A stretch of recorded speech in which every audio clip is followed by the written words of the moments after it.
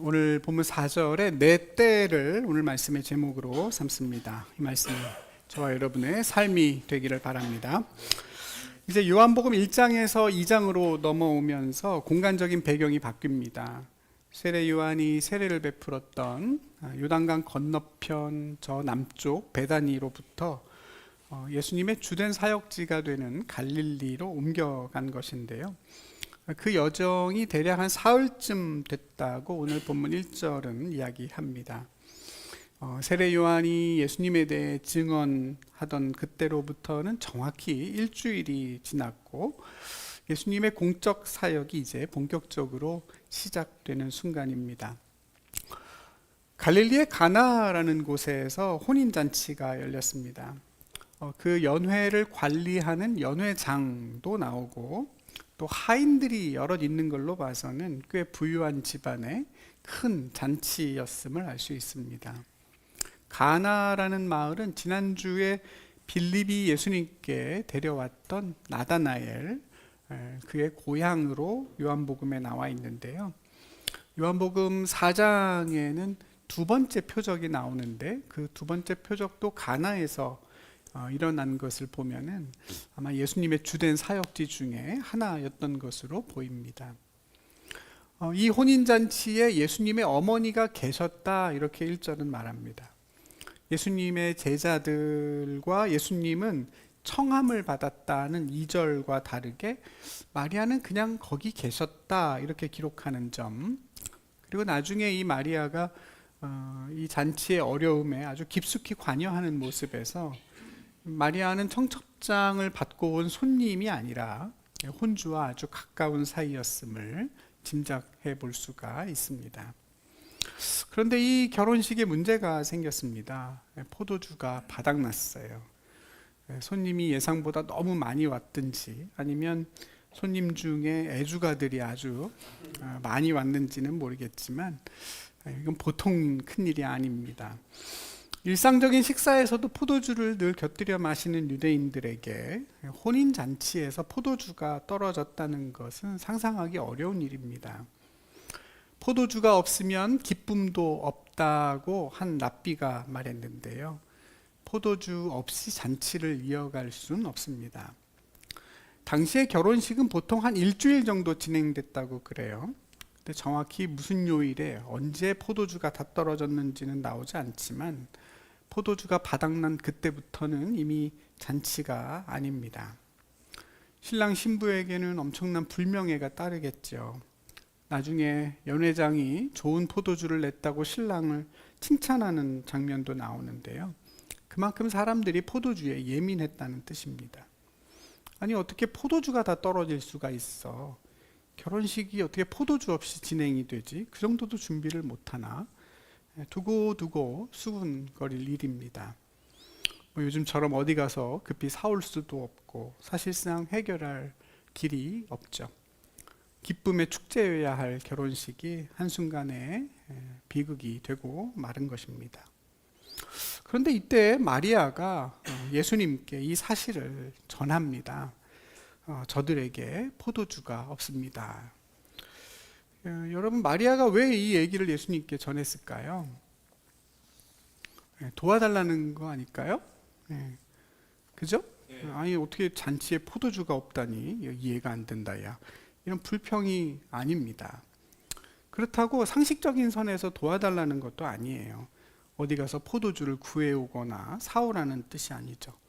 어떤 신적인 능력으로 이 문제를 해결해 달라는 것이고 예수님에게 그런 권능이 있다는 사실을 마리아가 믿고 있었다는 것입니다. 그런데 예수님의 반응이 차갑습니다. 여자여, 나와 무슨 상관이 있습니까? 반문하십니다. 오늘 요한복음은 예수님에 대해서 분명히 마리아에 대해서 분명히 예수의 어머니 이렇게 표현하는데 반해서 예수님은 여자여라고 그럽니다. 벌써 이렇게 거리가 느껴지고 거절이 예상되죠. 그리고 또 지금부터 예수님이 하시려는 말이 마리아의 아들로서 하는 것이 아님을 알 수가 있습니다. 여자여, 나와 무슨 상관이 있습니까? 이 헬라어 문장을 직역하면 무엇이 나와 당신께 있습니까? 이런 뜻입니다. 그러니까 포도주가 떨어진 일과 예수님이 상관없다는 의미도 있지만 나와 당신과의 관계가 이 일에 대해 아무 힘을 발휘하지 못한다. 이 일을 좌우하지 않는다 하는 뜻입니다. 그러면서 예수님께서 결정적인 말씀을 하시죠. 내 때가 아직 이르지 않았습니다. 그렇습니다. 허락인가요? 거절인가요? 거절이죠. 이 일이 예수님과 상관없는 중요한 이유는 아직 예수님의 때가 이르지 않았기 때문이라고 하십니다. 어떤 때가 안 된 걸까요? 네, 예수님께서 메시아의 공생애를 본격적으로 시작하실 때가 되겠죠. 요한복음에서 예수님의 때는 주로 십자가의 때를 말하는데요. 아마 그 죽음의 때를 가리킬 수도 있을 겁니다. 근데 만약 예수님의 때를 그 십자가의 때로만 한정하게 된다면 그 다음에 이어지는 전개가 매끄럽지 않죠. 예수님께서 가나 혼인잔치 이후에 바로 십자가를 지시는 건 아니기 때문입니다. 그러니까 예수님께서 지금 여기서 말씀하신 내 때라는 것은 단순히 십자가의 때만을 가리키는 것이 아니고 십자가로 향하는 예수님의 사역이 시작되는 때, 십자가를 포함한 공생애의 때, 또 오늘 11절에 나오는 것처럼 예수님께서 영광을 받으시는 때, 이렇게 의미한다고 보면 될 것 같습니다. 그런데 예수님께서 그런 말씀을 하신 이후의 상황은 완전히 우리의 이해를 벗어납니다. 예수님이 분명히 거절의 의사를 표현하셨음에도 불구하고 마리아가 전혀 아랑곳하지 않고 마치 예수님께서 허락하신 것처럼 행동한 것입니다. 무슨 말씀을 하시든지 그대로 해라, 하인들에게 이야기하죠. 예수님의 말씀의 의미를 이해를 못한 것 같은 모습이고 듣기에 따라서는 좀 무례한 태도입니다.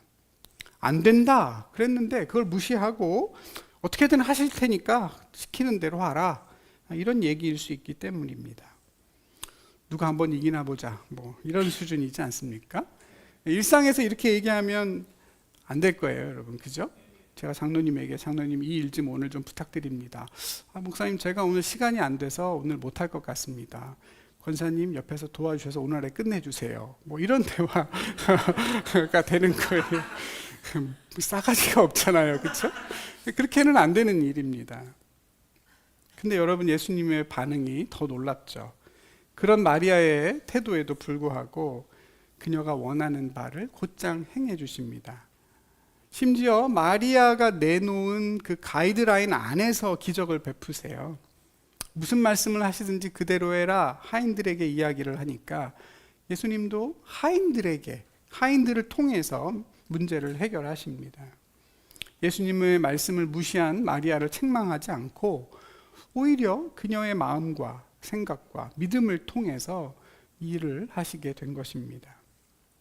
이건 사실 선뜻 이해하기 어려운 진행입니다. 예수님의 의중이 어디에 계시는지 정확히 알기가 어렵습니다.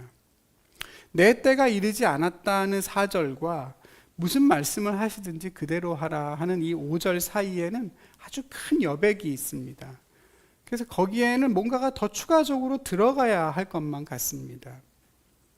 여자여 나와 무슨 상관이 있나이까? 내 때가 아직 이르지 않았습니다. 그런가요? 예수여, 지금이 그때가 아니라면 그게 언제겠습니까? 이미 당신을 따르고 있는 제자들도 여기 있지 않습니까? 우리가 함께 이곳에 있는 것도, 이 어려움을 함께 맞닥뜨리게 된 것도 우연은 아닐 겁니다.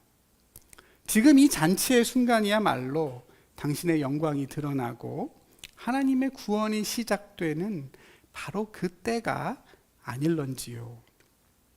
여자여, 그렇게 말한다면 좋습니다. 비록 나의 때는 아버지께 달려있지만 당신의 믿음으로부터 비롯된 지금 이 일로 말미암아 그때가 시작되게 하실 것 같습니다. 이런 내용이 주고받지 않았을까? 관계가 깊은 모자지간이었으니까 아마 말이 아니라 그냥 눈빛으로라도 그런 대화를 서로 주고받지 않았을까 상상해 보게 됩니다. 예수님께서는 곧장 하인들에게 물을 채우라고 하세요. 항아리에 물을 채워라. 정결 예식에 필요한 물을 보관하는 돌 항아리 6개가 있는데 그걸 가득 채우라는 것입니다. 율법에 따라서 유대인들은 어디 밖에 나갔다 오거나 식사를 하기 전에 꼭 부정해진 손과 발을, 그리고 먹을 그릇을 다시 한번 물로 씻게 되어 있습니다. 큰 잔치를 열면서 그런 물을 아주 많이 준비해 놓았다는 걸 보면 이 잔치를 배설한 주인이 아주 율법을 중시하는 사람이었음을 알 수 있습니다. 더구나 항아리가 돌로 만들어졌다는 것도 주인의 섬세함을 보여주는 건데요. 흙으로 만든 항아리는 물이 이렇게 침투할 수 있기 때문에 쉽게 부정해진다라고 성경이 기록하고 있기 때문입니다. 돌 항아리 하나의 크기가 2~3통이라고 나오는데요. 그 통이라는 단어를 사전에서 찾아보니까 대략 40리터라고 나오니까 한 항아리가 2~3통, 그러니까 한 100리터 이상의 부피를 가지고 있고, 그런 항아리가 6개나 준비되어 있었다고 하니까 상당한 양입니다. 그러니까 그만큼 많은 손님이 오실 것을 예상했다는 뜻이고, 또 준비를 철저하게 했다는 얘기죠. 하지만 준비할 수 없었던 것도 있었습니다. 정결함에 필요한 물은 준비했지만 정작 기쁨을 위한 포도주는 준비를 못했습니다. 율법의 기준에 맞춰서 정결하게 살아가는 삶을 살아갈 수는 있지만 사람이 스스로 기쁨을 준비할 수는 없고, 하나님이 주시는 은혜가 아니면 우리의 그 기쁨은 언제라도 바닥날 수 있다 하는 뜻으로 읽혀집니다. 예수님의 말씀대로 하인들이 항아리에 물을 가득 채우자 예수님은 그 포도주를 연회장에게 떠다 주라고 합니다. 연회장의 점검을 받고 손님들에게 포도주를 제공하라는 얘기입니다. 포도주를 맛본 연회장이 신랑을 불러 칭찬하죠. 이렇게나 좋은 포도주를 아직까지 내지 않았다니. 보통은 처음에 좋은 포도주를 내고 나중에 사람들이 취해서 뭔 맛인지 하나도 모르게 될 때, 그때 맛이 덜한 포도주를 내기 마련인데, 아니 어떻게 갈수록 더 좋은 포도주가 나오냐고 사람들 앞에서 신랑을 추켜 세워줍니다. 여러분, 그 이후에 이 잔치가 어떻게 진행이 됐을까 상상이 가시죠? 예. 아마 이보다 더 풍성한 잔치가 없었겠죠. 600리터의 포도주이니까 와인으로 따지면 한 800병 되는 분량입니다. 한 사람이 한 병씩 나발을 불어도 800명이 마실 수 있어요. 얼마나 풍성했을까요? 사람들은 두고두고 이 결혼식을 기쁘게 추억했을 것입니다. 영문도 모른 채 신랑이 영광을 얻죠? 준비한 적이 없는 포도주인데 하마터면 큰 수치를 당할 뻔했던 신랑이 예수님의 첫 표적의 수혜자가 돼서 주님의 영광에 참여하게 되고, 그 영광을 함께 보았던 제자들이 예수님을 믿게 됐다는 믿음에 관한 첫 번째 요한복음의 기록이 나오게 됩니다. 여러분, 표적은 기적과 다르다고 그랬습니다. 단순히 초월적인 능력이 나타나는 어떤 신비한 현상이 기적이라면 표적은 좀 다르죠. 그 기적을 통해서 예수님이 어떤 분이신지, 또 예수님이 이 땅에서 무엇을 하러 오신 분이신지를 드러내는 사건이 표적, 사인입니다. 그렇다면 여러분, 오늘 이 가나 혼인잔치의 표적은 뭘까요? 예수님에 대해서 어떤 진리를 드러내려고 하는 걸까요? 한 시인이 이 본문을 읽고 여기에 한 줄로 이렇게 정리했다고 그래요. 물이 주인을 만나고 얼굴이 붉어졌다. 1부 예배 때는 아무도 감동을 안 해주셨는데 오늘은 2부에서는 그래도 뭔가 이렇게 느낌이 이렇게 오시는 것 같아요. 물이 주인을 만나고 얼굴이 붉어졌다. 멋진 표현이지 않습니까? 근데 이 표적의 메시지는 아니죠.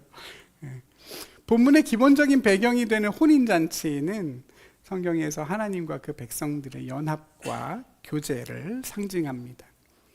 그때가 오면 하나님의 백성들이 하나님과 결혼해서 영원히 하나님과 살 것이다. 호세아 선지자가 예언했습니다. 신랑이 신부를 기뻐하는 것처럼 하나님이 너를 기뻐하시고 우리의 삶이 결혼한 것과 같게 될 것이다. 이사야 선지자도 예언했습니다. 그 예언이 예수님을 통해서 성취됐음을 신약성경은 일관되게 강조하죠. 예수님께서 직접 당신을 우리의 신랑으로 표현하시기도 했고, 세례 요한이나 바울도 예수님과의 관계를 신랑 신부로 표현했습니다. 다시 오실 예수님의 신부로서 우리가 참여하게 될 어린 양의 혼인잔치가 우리가 저 부활의 몸으로 누리게 될 천국의 시작이 될 거라고 요한계시록은 증언합니다. 포도주는 뭘까요? 그러한 기쁨과 교제의 상징이자 하나님 나라의 풍성함을 보여주는 표징입니다. 오늘 본문에 나오는 그 6개의 돌 항아리 속에 들어있는 그 물들이 옛 언약인 율법을 상징한다고 하면, 그 물이 변하여 된 포도주는 예수님의 피로 세워진 새 언약, 복음을 의미합니다. 인간의 죄와 허물을 씻기 위한 율법과 성전의 기능이 이제 다 끝났고, 예수님의 피로 씻음과 성령의 부으심으로 거듭난 그리스도의 신부들이 이제 곧 성전이 되고 제사장이 되어서 그의 삶을 통해 구원의 기쁨과 생명을 누리며 살게 될 거라는 표적이 담겨 있습니다. 6개의 물통에 있는 물이 전부 다 포도주가 됐습니다. 이제 정결 예식에 사용할 물이 더는 남아있지 않죠? 율법의 무거운 멍에를 이제 성령 안에서 누리는 자유와 기쁨의 헌신으로 완전히 대체했다는 뜻입니다. 혹시 내가 부정해지면 어떡하지? 세상에서 이런 사람 만나고 뭐 이런저런 거 만지고 또 뭐 이상한 거 먹고 이러다가 혹시 내가 더러워지면 어떻게 하나? 내가 부정해지지 않기 위해서 뭘 더 조심해야 될까? 이런 고민으로 위축되고 두려워하던 시대가 끝났습니다. 어떻게 하면 죄 짓지 않고 살 수 있지? 이런 소극적인 태도가 아니죠. 어떻게 하면 하나님을 더 사랑하고 이웃을 사랑하며 살아갈 수 있을까? 어떻게 하면 하나님의 생명을 더 충만하게 누리며 살아갈 수 있을까? 또 남을 누리게 해줄 수는 없을까? 어떻게 하면 죄로 가득한 이 세상을 바꿀 수 있을까? 어떻게 하면 누군가에게 예수님의 사랑이 증언될 수 있을까? 그런 거룩한 열망으로 가득한 삶이 드디어 시작된 것입니다. 그런 삶을 가리켜서 성경은 성령의 새 술에 취했다 이렇게 말합니다. 초대교회 성도들을 보고 세상 사람들이 그렇게 불렀어요. 저 사람들 보니까 이상한 새 술에 취한 것 같다. 무슨 뜻이겠어요? 지금껏 세상에서 보지 못했던 기쁨과 자유와 담대함이 그들에게서 뿜어져 나왔다는 얘기입니다. 술 마시면 기쁘고 자유하고 담대해지죠? 왜 모르시는 척 하세요? 다 아시잖아요? 술 마시면 기쁘고, 그래서 목소리 높여 노래도 부르고, 흥이 나서 춤추시는 분도 계실 것이고, 술김에 술의 힘을 빌려 못했던 고백도 하고, 담아뒀던 얘기도 꺼내놓게 되고, 내 체면은 다 잊어버리고 사람들과 함께 거리낌 없이 웃고 울고 하게 됩니다. 성령에 취한 사람이 그런 모습이었다는 거죠. 그 속에서 생수의 강이 흘러나와서 활력이 넘치고 기쁨과 감사가 끊어지지 않고 뭘 하든 신명나게 하는 그런 모습입니다. 우리의 삶이 숙제가 아니라 축제가 되길 바란다, 어떤 분이 얘기했습니다만 정말 그런 것이죠. 사소한 일도 예배처럼, 평범한 일상도 잔치처럼 아주 깊게 누리는 거죠. 축제라고 하니까 뭐 대단한 것처럼 여겨질 수 있지만 축제가 별겁니까?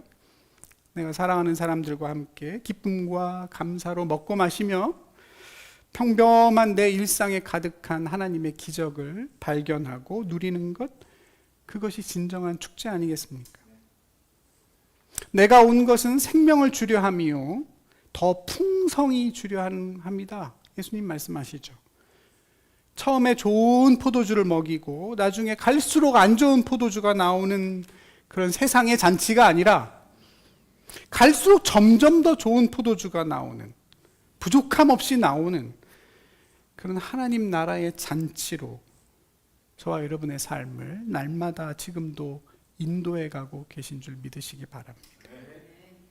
사랑하는 우리 성도 여러분, 차지도 않고 뜨겁지도 않은 밍밍한 맹물처럼 그런 몸이 건조한 삶이 아니라 어제도 감사했는데 오늘은 더 감사하고 오늘 신났는데 내일은 더 신나는 그런 삶 되기를 축복합니다.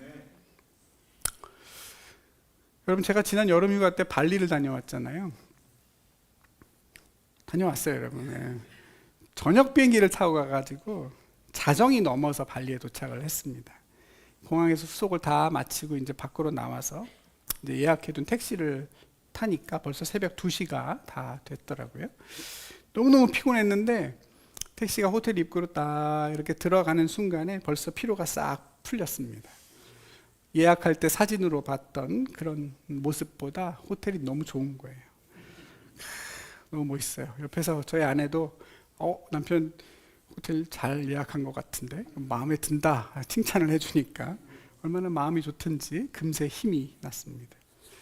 리셉션에 가서 주는 웰컴티를 한 잔 딱 마시고 기분 좋게 체크인을 했는데요. 제가 준 여권을 이렇게 살펴보던 그 직원이 아내의 여권도 달라고 합니다. 줬더니 그 여권을 한참 보고는 이번에는 예약 바우처도 한번 달라고 그래요. 이것도 달라고 그러나 그것도 줬죠. 그랬더니 고개를 살짝 가로저어요. 뭔가 이상하다. 갑자기 불길한 마음이 싹 들어오는데 그 직원이 하는 말이 호텔을 잘못 찾아왔대요. 저희가 예약한 호텔이 아니라는 거예요. 아니 그게 무슨 소리냐, 그럴 리가 있느냐 그랬더니 그 직원이 한참 살펴보더니 저희가 예약한 호텔과 이 호텔이 알파벳이 좀 달라요. 저희는 AM으로 시작되는 호텔을 예약을 했는데 이 호텔은 AN으로 시작하는 거예요. 내가 택시 예약을 잘못했나? 다시 그 예약 내용을 확인해 보니까 저는 분명히 제대로 적었다고요. 그러니까 기사님이 그걸 착각을 하고 엉뚱한 곳에 저희를 내려준 겁니다. 그때 시간이 2시 반이었습니다. 하늘도 캄캄하고 제 눈앞도 캄캄해요. 체크인을 해주던 그 직원이 저희를 아주 안쓰럽게 쳐다보면서 시간이 너무 늦어서 이제 택시를 부르기도 너무 힘들 거라는 거예요. 그럼 어떻게 하면 좋겠냐 그랬더니 좀 비싸긴 해도 자기네가 직접 택시를 불러주면 시간이 좀 빨리 올 거다 그래요. 얼마면 되겠냐 그랬더니 말도 안 되는 비용을 얘기를 하는 거예요. 와, 더 기분이 상해가지고 됐다고 그냥 내가 알아서 가겠다고.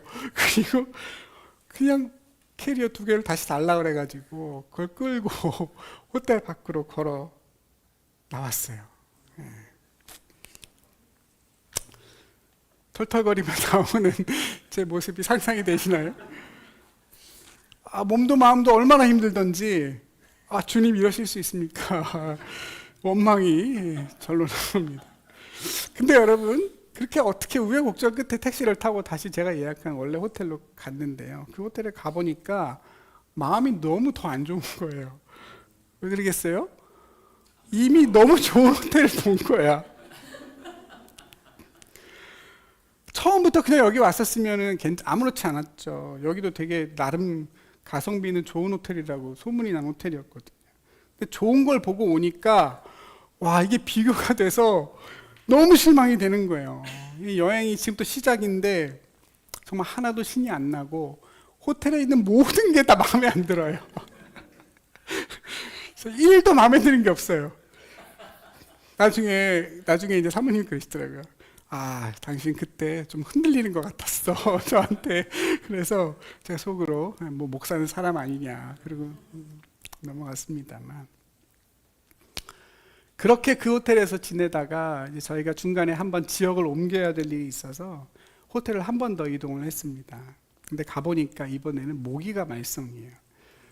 모기가 얼마나 많은지 사모가 모기에 물렸는데, 평소에도 저보다는 사모님이 많이 모기를 물리는 편이거든요. 근데 모기가 물렸는데 우리나라 모기랑 너무 다른 거예요. 모기가 막 그냥 물고 간 자리가 마치 뱀에 물린 것처럼 이렇게 부풀어 오르고 피부색이 막 변해요. 그래서 이거 병원 가야 되는 거 아닌가? 그 모기약을 있는 대로 달라고 그래서 정말 10개 정도는 쓴 것 같아요. 스프레이를. 그걸 다 했는데도 모기가 안 없어져서 나중에 이제 사모의 그 물린 데 사진을 찍어서 호텔에 이제 요청을 했죠. 이거 모기가 너무 많아서 못 살겠다. 모기장을 좀 구해달라. 그래서 여기다가 모기장을 쳐주면 그러면 우리가 좀 잘 수 있겠다. 그랬어요.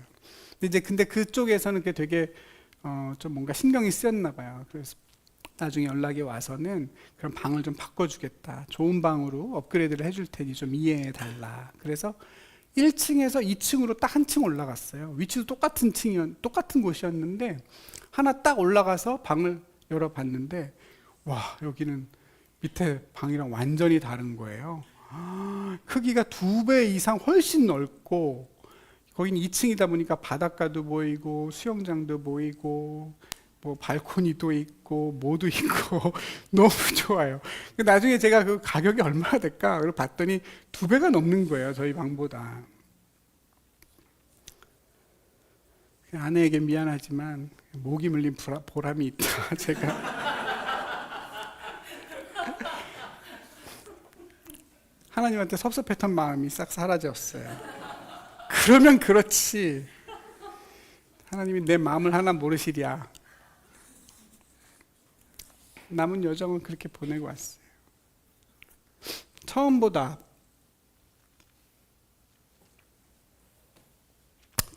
나중이 더 좋고 그 다음은 더 좋은 게 성령의 삶이라고.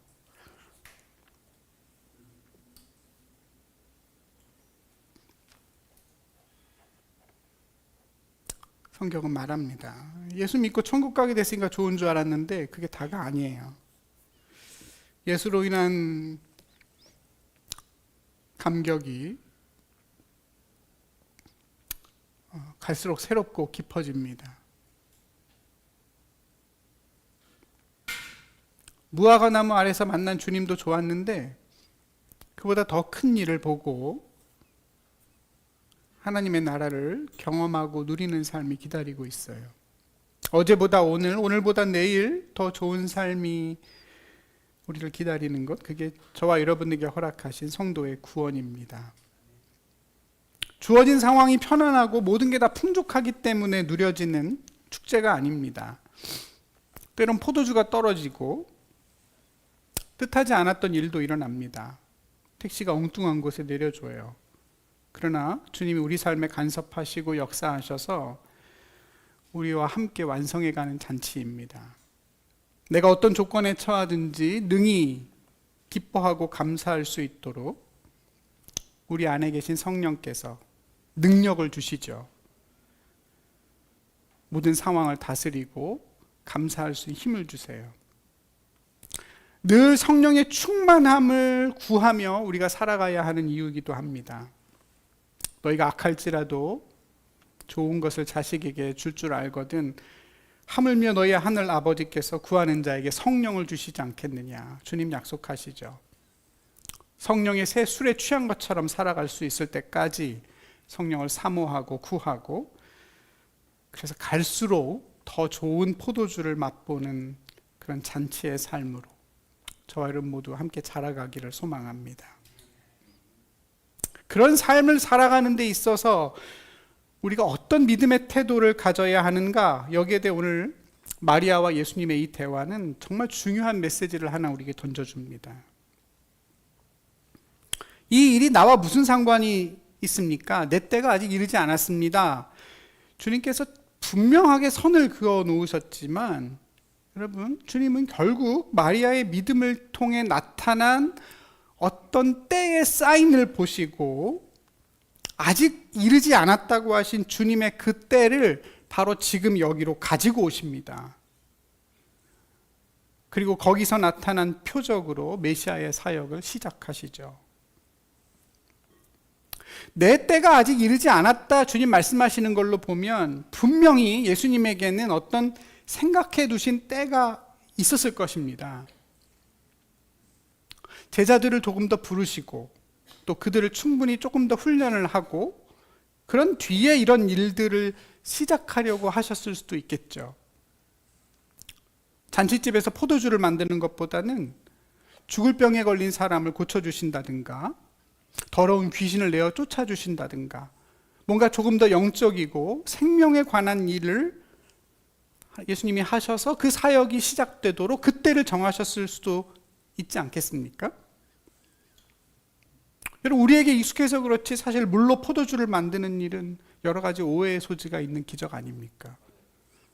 지금 생명이 위급한 것도 아니에요. 가난하고 힘든 사람들을 위하는 일도 아닙니다. 물을 포도주로 바꿨다더라. 처음부터 이런 소문이 퍼진다고 한다면 그 깊은 표적의 의미를 이해하지 못하는 사람들 대다수는 예수님의 사역을 오해할 것입니다. 술을 워낙에 좋아하시나? 물이 술로 만들어졌어? 무슨 마술사인가? 그럴 거예요. 여러분, 세상에 어떤 종교의 신이 물을 포도주로 만드는 일로 그 구원의 사역을 시작한단 말입니까? 포도주를 물로 만드는 사역이라면 모를까? 그렇죠? 물을 포도주로 바꿔서 괜히 오해를 살 수 있잖아요.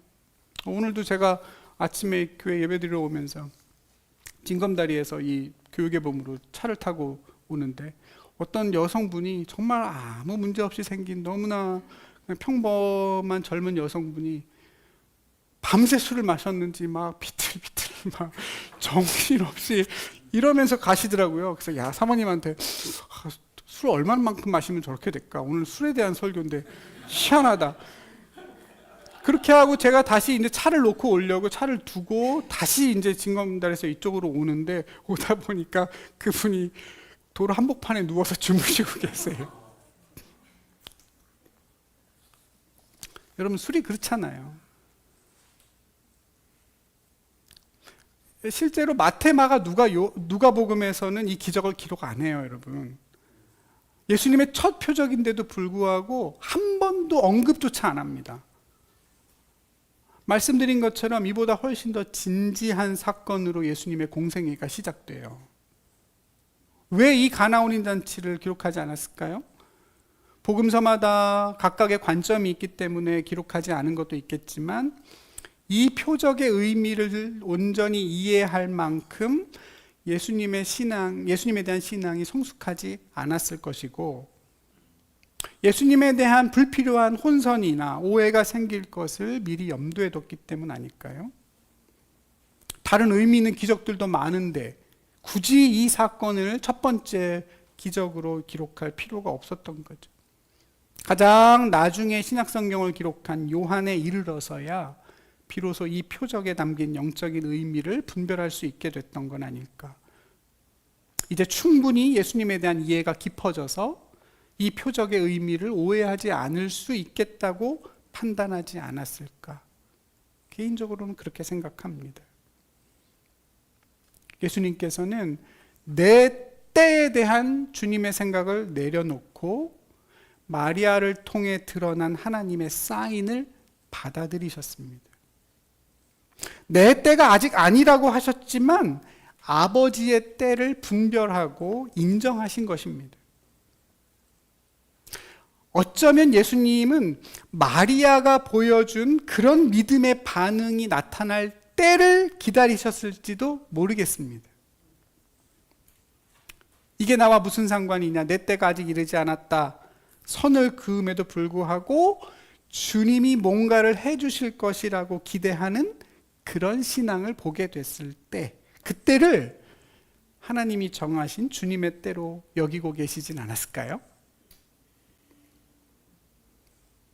내 때에 대한 열린 마음과 내가 세운 원칙이나 계획에 집착하지 않는 그런 유연한 신앙에서 예수님의 영광이 시작이 됐고 제자들은 믿음에 이르게 됐고 오늘 저와 여러분은 그 주님의 표적의 의미를 이해하게 됐습니다.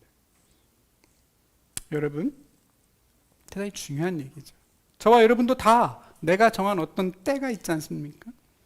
그 때의 기준이 있고 우린 그 때에 맞춰서 살아갑니다.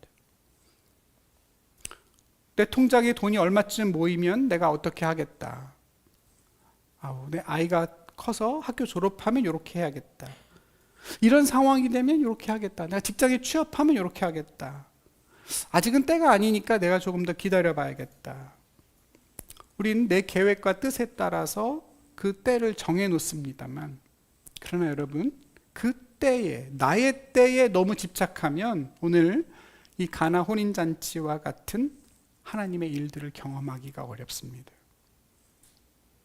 내가 지금 충분히 반응할 수 있는 말씀임에도 불구하고 내가 만든 시간표 속에 갇혀서 그 일들을 자꾸만 미루다 보면 선물처럼 다가오는 하나님의 기적을 놓치게 됩니다. 주님 말씀하시면 이라는 찬양 여러분 다 아시죠? 주님 말씀하시면 내가 나아가리다 그랬어요. 근데 이 찬양은 참 조심해서 불러야 될 찬양인 것 같습니다. 여러분, 하나님이 예수님에게 나아가라 그러셨나요? 말씀하시지 않으시거든요. 하나님이 우리에게 말씀하셔도 저와 여러분은 그 소리를 잘 못 듣고 또 잘 안 들릴 때가 많습니다. 하나님이 그렇게 큰 소리로 말씀하지 않으세요.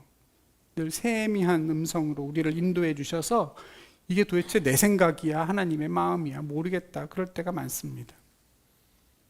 주님이 내 귀에다 대고 큰 소리로 말씀하실 때 그때까지 내가 안 나가고 멈춰 있겠다고 한다면 아마 우린 평생 한 발도 못 나갈 거예요. 주님 말씀하시면 내가 나아가리다. 여러분, 이건 어쩌면 내가 최대한 안 나갈 거예요, 주님. 혹시 그런 뜻은 아닌가 살펴보셔야 됩니다. 내 옆에서 마리아가 엉뚱한 일을 한다면,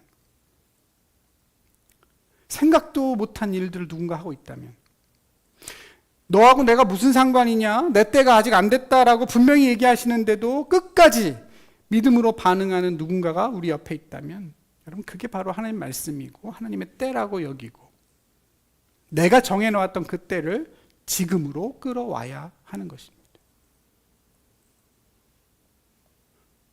오래도록 준비해둔 자식 결혼식에 포도주가 떨어져서 잔치를 다 망치게 됐어요. 그 자식의 부모의 마음을 누가 헤아릴 수 있을까요? 마리아 같은 부모나 아는 거죠? 그렇지 않습니까? 그 긍휼의 마음이 하나님 아버지의 마음이고 십자가의 마음이죠. 누군가의 아픔이 보이고 누군가의 딱함이 보이고 나도 모르게 그 사람의 아픔이 느껴져서 기도하게 되고, 그러면 그게 내 때이죠. 오죽하면 나한테 저걸 보게 하실까? 오죽 급하시면 저 아픔이 나에게 느껴지게 하셨을까?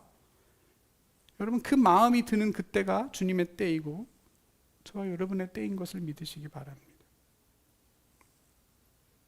우리 삶에 흥이 없는 이유는 우리가 너무 자신만의 삶에 매몰되어 살아가기 때문일 가능성이 높습니다. 인간은 본래 그렇게 흥이 나지 않는 존재거든요. 사람은 너무너무 이기적이지만 그러나 그걸로는 만족하지 못하는 존귀한 존재입니다. 내가 남에게 유익이 되고 도움이 됐을 때 여러분 얼마나 신나고 좋습니까? 그렇지 않습니까? 남이 나 때문에 기뻐하고 남이 나 때문에 살아나고 남이 나로 인해서 은혜를 받고, 여러분 그거보다 행복한 게 없죠? 여러분이 은혜 많이 받으신 날은 저는 밤에 잠도 잘 안 와요.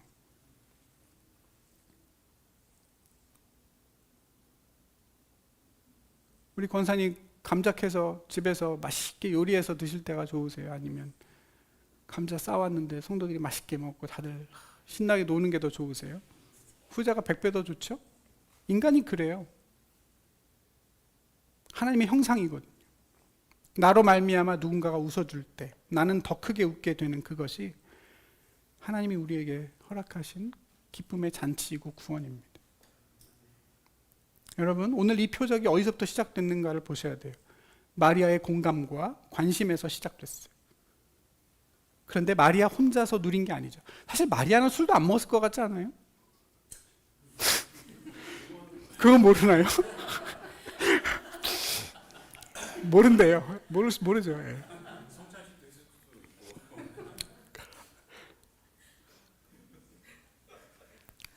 정작 마리아가 아닌 더 많은 사람들이 그 모든 기쁨을 누렸잖아요. 이런 걸 오지랖이라고 그러죠, 여러분. 마리아의 오지랖 덕분에 그 집안에 있는 모든 사람이 예수님의 영광과 생명에 참여하게 됐어요. 복을 받기 위해 씨름하는 삶이 아니라 복이 되는 씨름의 삶이에요. 진짜 잔치의 삶이죠, 그게. 저 여러분의 삶이 꼭 그러기를 바라고, 공감하고 기도하면서 하나님의 때를 붙잡고, 그래서 누군가를 하나님의 잔치로 초대할 수 있고, 우리 모두가 함께 날마다 더 좋은 포도주를 맛보며 살아가는, 오늘 왠지 다들 집에 가셔서 한잔 하시지 않을까 걱정이 되긴 하는데, 그런 은혜가 우리 모두에게 있기를 소망합니다. 기도하겠습니다. 주님 감사합니다.